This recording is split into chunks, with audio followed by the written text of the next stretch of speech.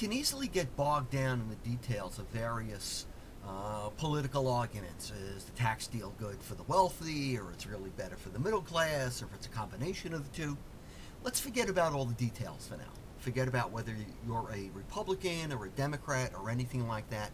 The real problem here, and the problem we've been facing for 30 years or maybe more, is someone realized that truth and reality were as malleable as pieces of clay. And those are the problems that we're really dealing with. So we've had situations where someone holds up a piece of paper and says, hey, this is a list of known communists in this particular government. Or someone invokes a non-existent entity to justify what they want to do, the so-called silent majority, and so on.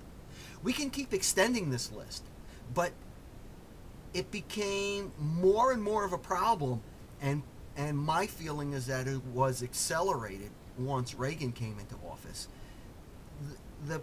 This Orwellian problem of taking reality and being able to mold it into anything that one wants, especially when one is trying to serve their own selfish purpose.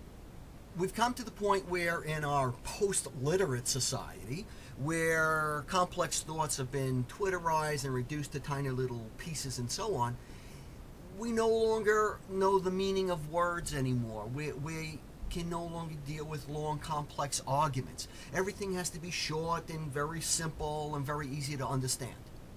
But we have very complex problems, and we need to have very, very serious discussions about these things. But the question I have is, how can we have a discussion if we can't even agree on what reality is? We can't even agree on basic definitions.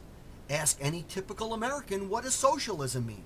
And before you know it, they're pulling out metaphors of Nazi Germany and so on and so forth. They have no clue what it means. But it is a word that gets them agitated, and that's all that's important. What the real meaning is doesn't matter. Quite honestly, I see no solution to this particular problem. We're condemned to simplistic views of our country, our economy, our government, and even reality itself.